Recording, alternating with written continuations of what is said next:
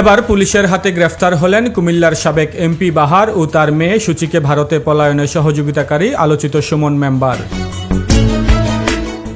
ছাত্র জনতার তীব্র গণ আন্দোলনে আওয়ামী লীগ সরকারের পতনের পর সাবেক এমপি আবুল খায়ের মোহাম্মদ বাহাউদ্দিন বাহার ও তার মেয়ে কুমিল্লা সিটি কর্পোরেশনের অপসারিত মেয়র তাহসিন বাহার সূচি সহ অনেক আওয়ামী লীগ নেতা কুমিল্লার সীমান্ত দিয়ে ভারতে পালিয়ে যান। তাদেরকে পালাতে সহায়তার অভিযোগ থাকা সুমন মেম্বার দীর্ঘদিন ধরেই ছিলেন আলোচনায়, তবে শেষ রক্ষা হয়নি তার। বুধবার দিবাগত রাতে কুমিল্লার ব্রাহ্মণপাড়া উপজেলার হরিমঙ্গল বাজার থেকে জেলা গোয়েন্দা পুলিশের একটি দল অভিযান চালিয়ে তাকে গ্রেফতার করে। গ্রেফতার সুমন মেম্বারকে রিমান্ডে এনে জিজ্ঞাসাবাদ করা হবে বলেও জানিয়েছে পুলিশ। জেলা গোয়েন্দা পুলিশের ওসি সাজ্জাদ করিম খান বৃহস্পতিবার দুপুরে সুমন মেম্বারকে গ্রেফতারের বিষয়টি নিশ্চিত করেছেন। জেলার ব্রাহ্মণপাড়া উপজেলার ৪ নং শশীদল ইউনিয়ন পরিষদের ৩ নম্বর ওয়ার্ডের সদস্য মোহাম্মদ সুমনের বিরুদ্ধে সাম্প্রতিক সময়ে কুমিল্লার আলোচিত সাবেক সংসদ সদস্য বাহাউদ্দিন বাহার ও তার মেয়ে কুমিল্লা সিটি কর্পোরেশনের অপসারিত মেয়র তাহসিন বাহার সূচি সহ বেশ কয়েকজন আওয়ামী লীগ নেতাকে টাকার বিনিময়ে সীমান্ত টপকে ভারতে পাড়ি জমাতে সহায়তার অভিযোগ রয়েছে বলে জানিয়েছে পুলিশ।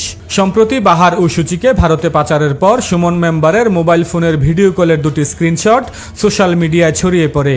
বিভিন্ন গণমাধ্যম ও সামাজিক মাধ্যমে সে ছবি প্রকাশের পর দেশে ও ভারতে ব্যাপক তোলপাড় সৃষ্টি হয়।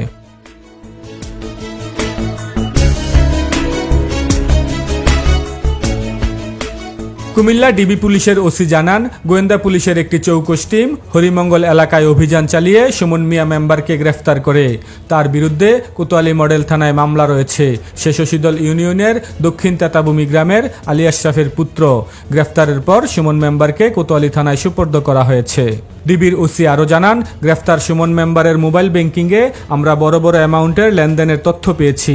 লেনদেনগুলো ৫ তারিখের পরে হয়েছে। এছাড়া সে হুন্ডি ব্যবসার সাথে জড়িত। তাকে জিজ্ঞাসাবাদ করার জন্য আমরা রিমান্ড চাইব, তখন হয়তো আরও তথ্য বের হয়ে আসবে। কুমিল্লা কোতোয়ালি মডেল থানার ওসি মাহিনুল ইসলাম খান বলেন, বৃহস্পতিবার দুপুরে সুমন মেম্বারকে আদালতের মাধ্যমে কারাগারে প্রেরণ করা হয়েছে। বিভিন্ন মাধ্যমে আমরা জানতে পেরেছি হুন্ডি ব্যবসার পাশাপাশি সে ভারতে মানব পাচারে জড়িত। বিস্তারিত জানতে তাকে জিজ্ঞাসাবাদের জন্য আদালতে রিমান্ড আবেদন করব। রিমান্ডে এনে জিজ্ঞাসাবাদ করলে আরও তথ্য বের হয়ে আসবে। জানা গেছে, কুমিল্লা ৫ সংসদীয় আসনের সাবেক এক সংসদ সদস্যের ঘনিষ্ঠ এই সুমন মেম্বার ওই সাবেক সংসদ সদস্যকেও সীমান্ত টপকে ভারতে পালিয়ে যেতে সহযোগিতা করে সে।